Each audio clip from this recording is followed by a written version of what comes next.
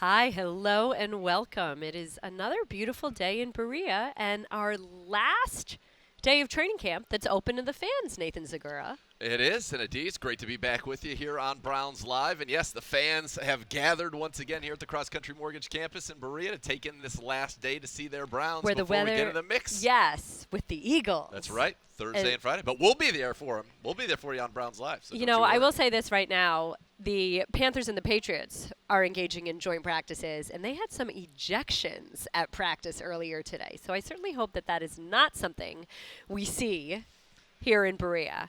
No. Now, we've got some 7-on-7 drills, which we absolutely want to get into. We certainly want to see if Denzel Ward, who returned to practice on Monday coming off the PUP list, is participating. And he is. He's in on this play there right he now. He's is. covering Donovan Peoples-Jones, who had a nice little comeback and got the catch there. And Mike Harley was on the other side, who I know you were having questions.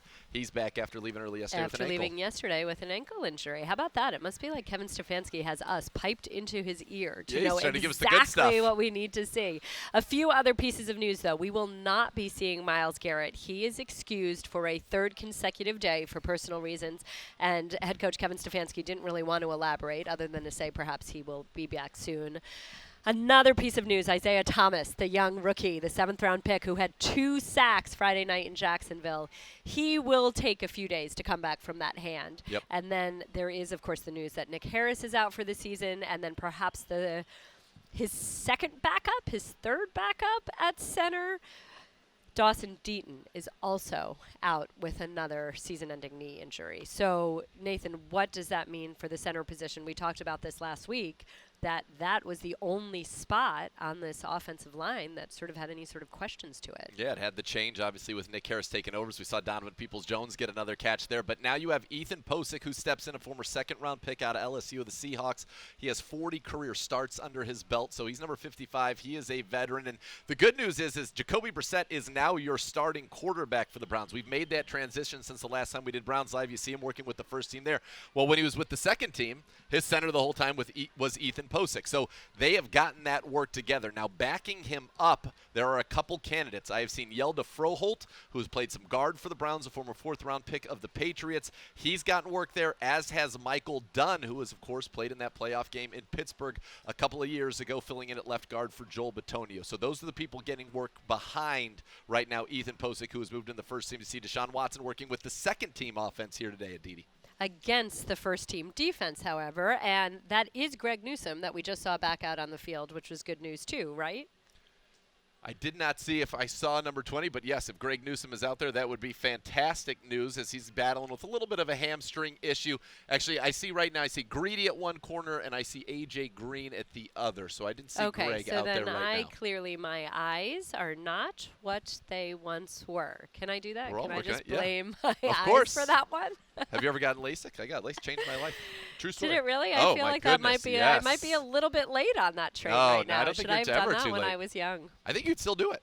I don't think you're too late. I think you should check it out. See if you're a good candidate for it. Well, there's a little sideline. If anybody's watching Browns Live who hit her up performs on Twitter. LASIK surgery. If Joel Bitonio is going to come on Browns Live and say, hey, I'm open for endorsement deals. For sure. I'm open for a LASIK consultation here. Yeah, come on. You look at Jerome Ford there. What a debut for that rookie running back Friday night in Jacksonville, right? It was great to see that long run of 41 yards. And it was funny. I was joking in the pregame. They said, give me some rookies to watch. And I said Jerome Ford on offense. And I said, if you play preseason fantasy, this is the guy you want. Now, you shouldn't be playing preseason fantasy football, but he goes out there and gives you 102 total yards, 2 touchdowns, 1 rushing, 1 receiving. Now, did have the fumble, which I kind of think the coaches liked because it gave him something to work on. It wasn't this is easy. Okay, yeah, you had some good moments, and on that play, he had a great catch. He made a couple guys miss. He picks up the first down, but then he fumbled the ball, and that ball security, that'll be something that Stump Mitchell can harp on him. Okay, yeah, it was great, rookie, but you got to make sure you protect the ball, otherwise you won't be on the field. Well, and it's sort of you need that little bit of vinegar with all the honey, right? So instead of before his head gets a little bit too big. Okay, so tell us now why. Little Perrion Motley on the pass breakup, and Anthony Walker Jr. fired up it. by that one. I love this. You were down there on the sidelines against the Jags. how much does this defense, and I think the whole team really likes it, but the defense in particular, they love each other. Herb Miller, who we just saw, gets an interception. He's mobbed. D'Anthony Bell's an undrafted free agent out of West Florida. He gets the strip fumble. He's mobbed by his teammates. It seemed like they had a lot of fun out there. And now, you know what? And that's something that we saw all night Friday, and that's every time there was a big play. The guys were so fired up, running onto the field. You could see that Deshaun Watson and Jacoby Brissett were basically next to each other and very respective of each other, that when they were giving their high fives to the defensive players. But yes, Anthony Walker, he absolutely brings an energy and a fire. You can see why he's a leader on that defense. And since you're talking about big plays, that gives us the perfect segue into today's episode. We are going to be talking about the defensive backs. We're going to be talking about a senior veteran defensive back who offered a little bit of an incentive. I heard that, yeah. To some of his young fellow defensive backs. I don't actually know if it was only to the corners or if it was any DB, but two of the corners took him up on that. Let's take a quick break, and when we come back, we'll go over the story. Big TTs, I like it. Welcome back to Browns Live. Before we left you, we offered a little bit of a tease. Oh, you did a big TTs. I love it. Rookie cornerback MJ Emerson, Friday night in Jacksonville, of course, has that gorgeous pick six. Comes over to the sideline, gets to talk to yours truly. That's right. On the sideline. And I asked him. He had told me quite extensively the work and the help that Denzel Ward was putting in. And you know what? Really quickly, let me interrupt myself. There indeed is Greg Newsome, clearly not in uniform. In the bucket. And the great coach who works with the cornerbacks, Brandon Lynch, one of the happiest people you'll ever want to meet. There are a lot of happy people in Believe Land, I have to tell you, actually. Yeah. It's intriguing. In any case, MJ Emerson and I had chatted about a week ago, and he said to me that in the spring during OTAs, when he'd have some take-home tests, if he ever had an issue, it was Denzel Ward that he would call and say, hey, can you help me out with this? And he said Denzel has been unbelievably patient. You see him explaining something right here. Unbelievably patient in how he explained things, that he feels as if he's an additional coach, and that when Denzel was stumped, he'd call a coach and get an answer just so he could better explain it to MJ. So he comes off the field, and I say to MJ, all right, so what Denzel say about that pick six? And he said, all I know is he owes me some money. And I said, this is the celebration that you were just talking about, isn't it? There it is. And speaking of pick sixes, how about D'Anthony Bell? All this guy does is make plays, Aditi. We've been talking about him for weeks. You were just talking about him. He is a talented playmaker. I'll tell you a cool story about him, but keep going. Okay. Keep going. Anyway, so MJ says Denzel owes me money. I said, what do you mean he owes you money? He said, I won a bet. And I said, well, what was the bet? He said, well, today we got to chat with Denzel Ward. Denzel Ward has offered any DB that has an interception $400. Now, Denzel, of course, signed that very nice 5-year extension in April, so he can afford that. Denzel was asked, well, does MJ get a bonus because it was a interception returned for 6? Fair question. Denzel said no. I think MJ should go back and negotiate a little bit. Just right there. I think he should as well. You'd have MJ. You'd have Herb Miller as well that would be in on that. Collecting another guy $400. I think that these are checks. These are checks that Denzel Ward is not going to mind writing. Not at all. And I think these guys, this is something that's probably be a framer. You get a little check. And I'd like it in a check, please, Denzel. You know, you never know what denomination is going to get. Cash. I don't want exactly. the cash. I don't want like a check $20 bills. Okay, so tell us a little bit more about Bell, though, because he really has been making a fair amount of noise. It's unbelievable. All he does is make plays. He's a 2-time alpha dog winner out here. He might get one again today for that pick six. Could be his 3rd. But, you know, you go into that preseason game, and he was one of the guys that the coach said, we want to see, does it translate into a game? And you go back, and there's a play. He actually blows his coverage. He and the linebacker, Jordan Kanashik, end up covering the same guy. They're able to hit a check down in the middle.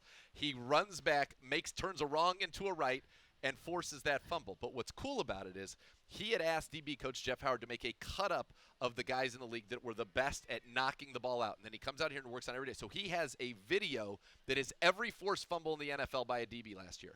And he's been watching it every day. And to turn what he watched into action made everybody happy. And by the way, he is all about that action, not stopping a pick six here today. That's his 2nd of this training camp.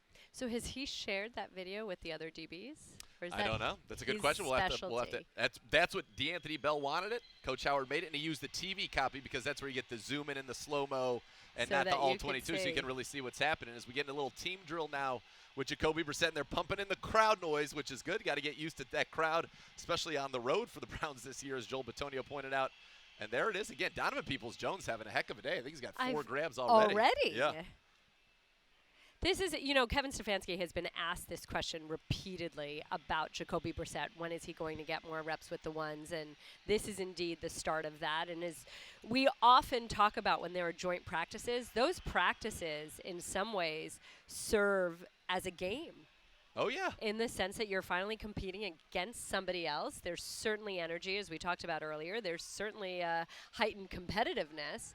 But the benefit is that it's a little bit more controlled because it is indeed the practice field and the quarterbacks are still wearing their safety jerseys. And you're guaranteed to get the situations that you want. You go to a preseason game and say, yeah, I'd love to work on a 2-minute drill. I'd love to work on the red zone. You don't necessarily get that opportunity unless it presents itself in the game. And so it looks to me what they're doing here is a 2-minute drill because after the first completion in bounds, they hurried up to the line. That second pass there was incomplete. They got about a 3rd and 7 or so, it would appear, for Jacoby Brissett. But they're very excited about those joint practices with Philly. It's a chance to get great work, and as you pointed out astutely, in a controlled environment. And I think Jacoby's going to get a ton of reps there as he throws one in Rich LeCount on the sideline. Throws it away, and the defense still celebrating, which I love. Rich need a helmet to be on the playing field. This is very interesting because I just had this conversation with my son yesterday. If your helmet falls off in the middle of a play, the play doesn't count. Oh, really? Le'Veon Bell, remember, a few years ago, actually in 2012. At least it used to not. Oh, my goodness, I'm just a font of potential misinformation I like it, but that's good. Say it with today. confidence. Okay, Le'Veon Bell was playing in Baltimore. The Steelers were at the Ravens. This was 2012, and he seemingly, Thanksgiving 2012, seemingly scored, but his helmet fell off, and the refs disallowed the touchdown. That's the game when Mike Tomlin allegedly almost tripped. On a kick return there. Look at Jacoby Brissett showing some of the wheels there on a little scramble. That's right, Jacoby Ford. Jacoby Jones. Jacoby Jones. You're right, Jacoby Jones. The hero of the Super Bowl. He had the kick return in the Super Bowl for the Baltimore Ravens. That's right. I want a 30 for 30 on that, by the way, on the Mike Tomlin right there. I think that was a little too close to be a complete coincidence. Well, and then years later he talked about it, and he said that it was reversed, that he thought he was on this side of the field as opposed to that side of the field. I could see it. So the Browns getting some more teamwork here in this situation, and they are moving the football down the field, matriculating it, as you would say. And I love those move the ball periods because it's the closest you're going to get to simulating real football. Now, no pads today. The Browns just in their shells, but trying to get some good work as they prepare. I think this is kind of in some ways a ramp up for that. As Brissett looks for the end zone, and there he is, and that is a great sight for Browns fans. Anthony Schwartz getting behind the defense. And he's fired up by that one, too. And he needs to be. Look, let's just be honest. Right. It wasn't great in Jacksonville. Nope. Not great. 2 drops, and he's a guy that you're counting on to open up the defense. Why? Because he has the vertical speed, and he showed it there, and you see his teammates giving him congratulations. And there are people who, after Jacksonville, were ready to write Anthony Schwartz off, and he's come back and had a couple good days of practice, make some tough catches. That's the kind you need to make, though. That gives your quarterback confidence. A great ball from Brissett there. That was about a 30-yard touchdown to Anthony Schwartz. Well, and this has been the knock on Anthony Schwartz, right? And we've talked about this. I was at his pro day. He obviously has the speed. He obviously can take the top off the defense, but he's not necessarily a natural pass catcher. It's something that he's worked incredibly hard on this offseason. He's been on the jugs machine. And Kevin Stefanski, in fact, earlier today was asked about how Schwartz responded to having that ball go through his hands and having that other ball bounce off of his hands in Jacksonville. And he said, you know what, great. There's been a lot of accountability. He recognizes what didn't go well. And so much of this is a confidence game. Totally. We talked about Anthony Schwartz last week carrying the momentum of a really good spring into camp. You don't want all of that momentum destroyed by what happened under the lights in Jacksonville. If he can put together a few more plays like that, that's just confidence begets confidence. Exactly, and it's one of those things. This is, as well, it is a demanding, incredibly demanding physical game. It is very much a mental game as well, and for a receiver, if you're thinking about catching the football, it is probably unlikely that you will catch. Just like if you're golfing, you're thinking, oh, man, I don't want to hit it in that water. Guess what? Where does the ball go usually?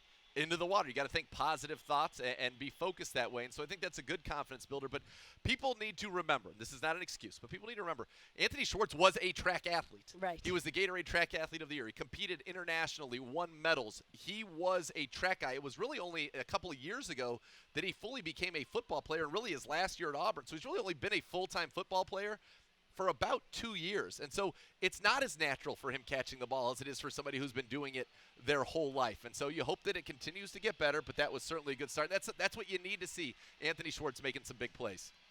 Now, I think another thing to note is we talked about the offensive line, and right now we're looking at Deshaun Watson, of course, but we haven't seen any snaps on the ground. No, it's been very crisp in that regard. And right now, Michael Dunn is working as that second-team center in the middle, number 68. And to his left, you got Drew Forbes playing left guard as you see him. And to his right, you've got Blake Hance, number 62. So great job by our camera guys. Tremendous.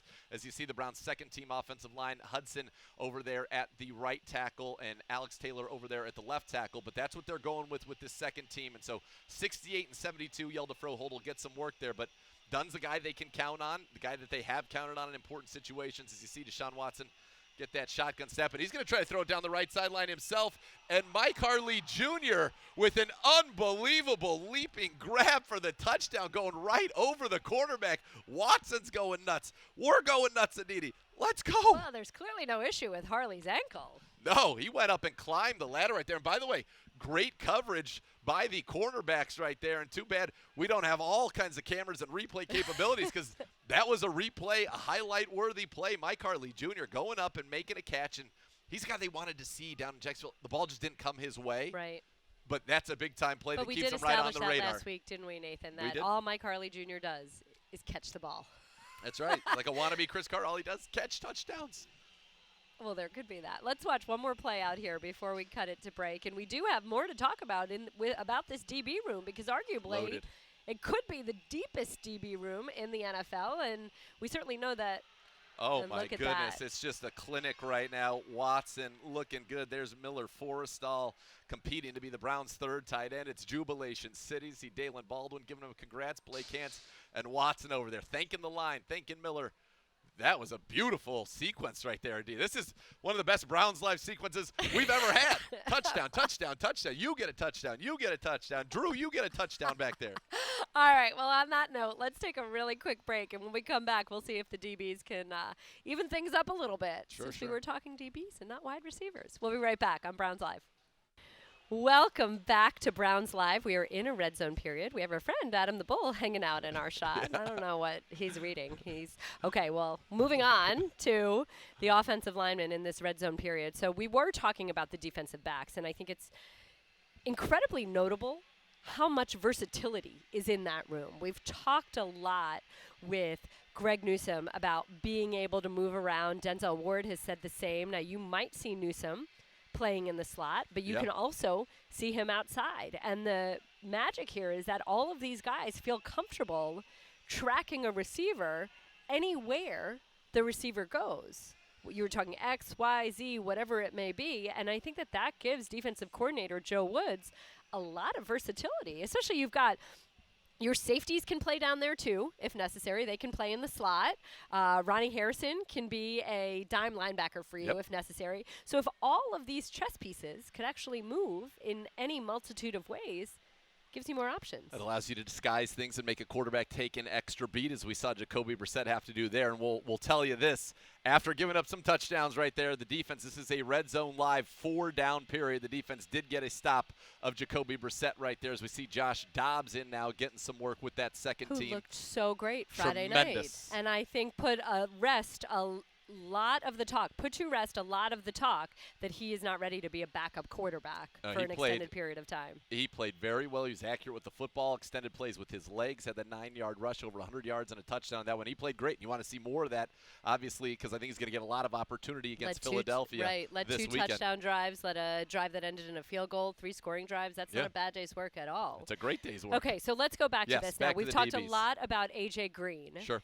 Could A.J. Green be pushing Greedy Williams for playing time? Do you think that this is one of those things that you're just going to have a bunch of guys playing a fair amount? M.J. Emerson, A.J. Green, Greedy Williams, is that a possibility? It is a possibility. What I would say is that the Browns feel very fortunate that they feel like they have 5 guys in that room, and obviously they like Herb Miller as well, but they have 5 guys in that cornerback room that can absolutely start for any team in this league. And so for the Browns, there's only so much playing time to go around. I do believe our top 3 corners, as is now, because Greedy has been great, and I talked with Brandon Lynch actually earlier today in an interview that will be on Cleveland Browns Daily tomorrow. They are so pleased with what Greedy has been doing, played phenomenally well down Jacksonville, but just has had a great offseason. So I think your top corners are in a 2-corner set, Denzel and Greg. In a 3-corner set, Greg will kick inside and Greedy will be on the outside. And then you have MJ and AJ, who can both play inside or outside. AJ getting some cross-training inside as well. And I'd actually be curious. If there were a situation where, let's say, Greg couldn't play in the regular season, I think Denzel might actually come inside at times, and they could have MJ or AJ opposite Greedy as you see a pass down to David Bell. And how nice has it been to get him back in the mix as he's able to get that catch against Sean Jolly down to the 1-yard line on a great ball from Josh Dobbs. But 5 guys who absolutely can play. And then the 6th right now, the leader in the clubhouse would be Herb Miller, who had that interception down in Jacksonville. It's a great special teams player and just a great guy. They love him in that room. But it's a loaded group, Aditi, and you mentioned a lot of guys you add in the safeties in that 6', 6'2" range, in the 220, 210, 220 range, similar body types, similar skill sets. And Joe Woods is very excited. We're not going to see any of the fun stuff. We'll see that in the season, but there's a lot they're going to be able to do with those groups. And a lot of that is going back again to the mental game. And it's as John Johnson told me, now that these guys are in year 2 together. John Johnson was new a year ago. Greg Newsome was new a year ago. Yes. There is a greater comfort level. The way that Greg Newsome put it to me is that a year ago he was thinking and then playing. Now he's not thinking. He's just playing. Right. And that really, even if it's a millisecond, makes a difference out on the field. Makes all the difference. And Greg Newsome now is calling out plays and diagnosing them before they happen based on formations, based on tendencies. And that's something that has this coaching staff very excited. But, yeah, those guys, it was a lot of new pieces. Grant was new. John was new in that safety room. Greedy had missed the whole year prior to that. Greg was a rookie. So really the only continuity you had in your starting 5 was Denzel. Well, now it's the entire 5 and the top backups and the guys that you're going to use in your nickel and your dime situation. So that communication, that understanding is already, I think, at a midseason level. And that's why they're so excited about what they can be on the back end for Jeff Howard and Joe Woods. Which, again, they have not been shy in saying that that's the goal for this season, where a year ago, this is a defense that said we want to be a top 5 defense.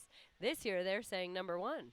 That is the goal that they've set for themselves. And they know what it means. Anthony Walker had been a part of some great defenses in Indianapolis prior to coming here. John Johnson was actually with the number 1 defense in the NFL, the Rams, the year before he joined the Browns. We saw Jacoby Brissett there talking with Alex Van Pelt, AVP. the offensive coordinator, who was, up until Kenny Pickett, the most decorated or most accomplished quarterback in Pitt history. Which says a lot, by the way. I was going to say, that covers a lot of ground. It's funny because Kenny Pickett kept knocking down records a year ago, and they weren't Dan Marino's records. They were AVP's records. That's right. But you had Kevin Stefanski and Alex Van Pelt working together right there. That's been a great story, too. And that Kevin Stefanski, when hired as a head coach 3 years ago, said that he wanted to call the plays. And yet it really is a tremendous grouping together, he and AVP and all the offensive coaches really getting in the lab together early in the week, that it almost becomes that the plays that are actually called on Sunday, almost everything's been discussed before you even get to that.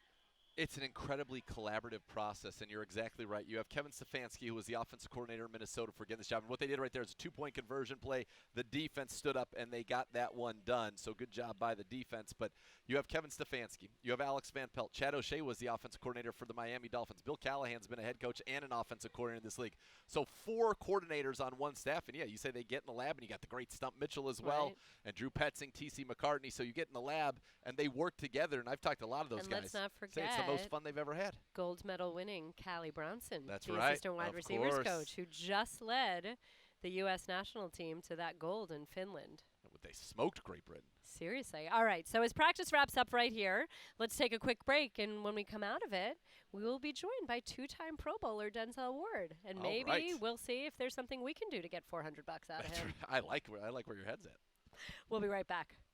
Welcome back to Browns Live. We are joined by Denzel Ward, second full day of practice, back after getting off the PUP list. And I have to start with this one. I'm sorry, Nathan, but it is such a pressing question for me. Me too, for us.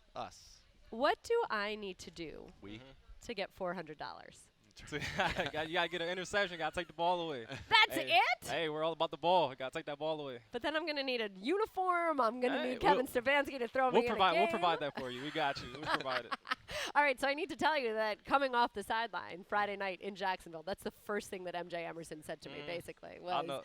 All right, so what was the idea behind this? Why did you incentivize this? Man, I just want guys to give them extra motivation. I know they're already motivated, looking forward to going out there, but just give them extra motivation to go out there, play hard, make plays, and take the ball away. We're all about taking the ball away, so just trying to give an extra incentive, extra just kind of boost, like, oh, man, I want to go take the ball away. I got something back from Denzel.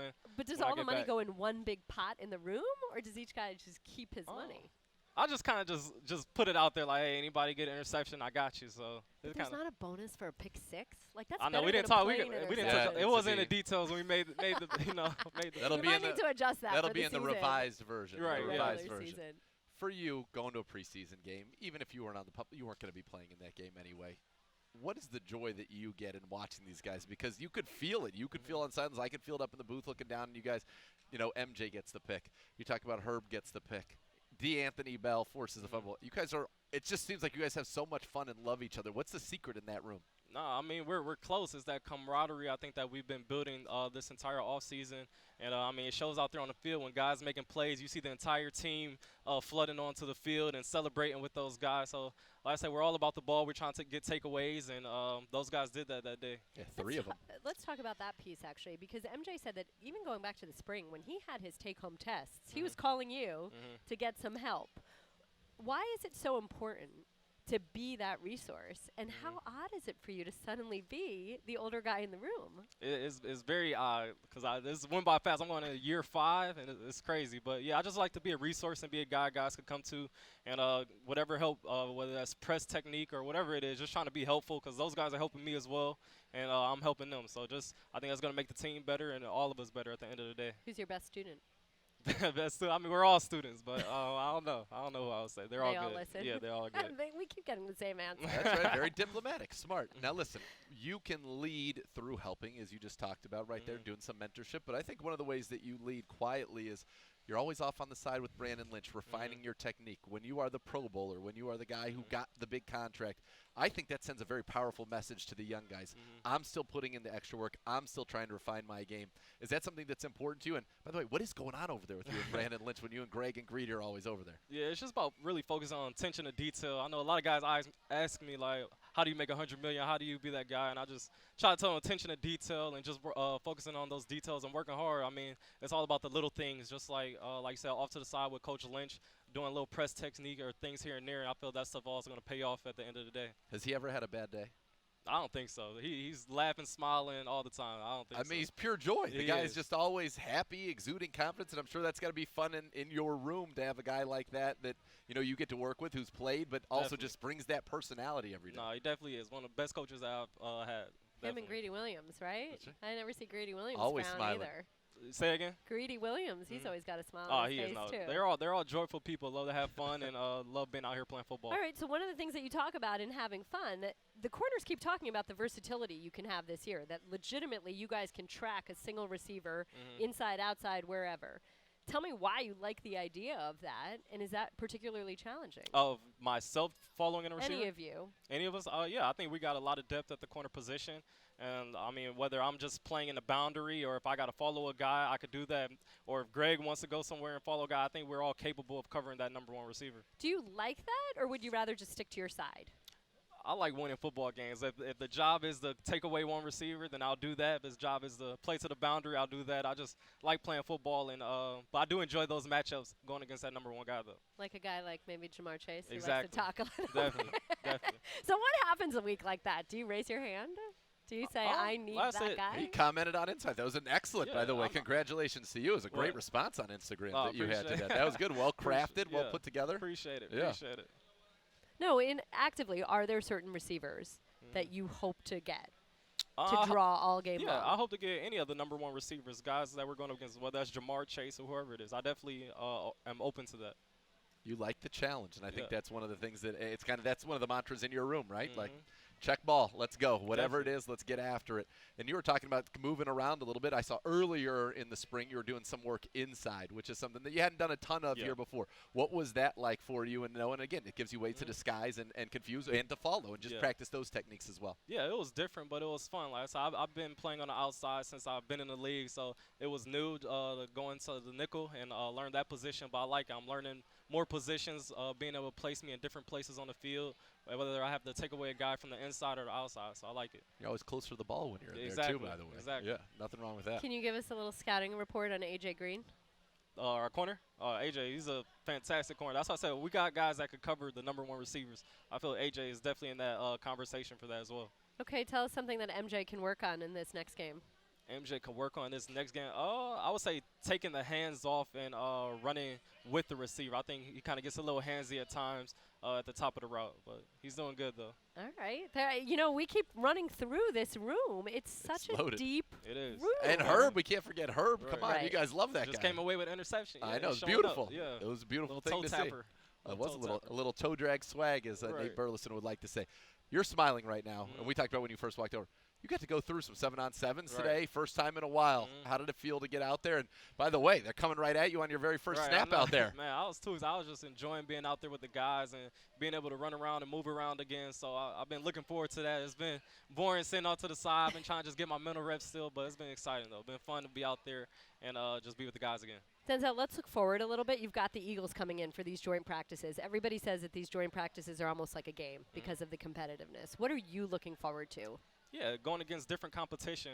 Like in camp, we go against the same guys. We see the same guy, whether it's Coop or whoever it is. But just getting a new team in here and seeing different releases and different routes and everything, I think is the best thing for us to get us ready for the season. One of the things, though, is that the Panthers and Patriots practiced today, and they had some ejections. They had some fights, and they had some ejections. So what do you tell your teammates? What do you tell your guys about an environment like that? Yeah, I mean, we're coming in to compete. We're not coming in to fight. Some things happen, but you want to eliminate that as much as we can and just focus on football and have fun. When you get to go against guys, and these are two very different receivers, but two guys who've been productive. A.J. Brown has been one of the best kind of big-bodied receivers in the league, and then Devontae Smith comes in as a rookie, has a great year, very fast out of Alabama. Is that fun for you when you get to go and see those guys? Because, look, they're good receivers in our division. Pittsburgh right now feels very happy with their receivers. They had another one in Pickens. We know about Cincinnati and what they've got there, but do you like getting to go against different body types, too, to prepare you for the season like that? Definitely. Like you said, it prepares you for the season going against those different skill types, different body types. They give different releases, run different style of routes, so it's fun to go against them and get us prepared for the season. All right, sweet. Let's do it. Let's go. Denzel, I'm ready. We're just ready to play at this point, especially if playing is the only way I get $400. That's right. Can't do anything else. We'll have to talk about it. We'll work on this. All right, we got a preseason to work on it. Denzel, thank you so much for the time. And that is another episode of Browns Live. We will see you live Thursday when the Eagles are here. That's right. Joint practices. Let's go. Bye.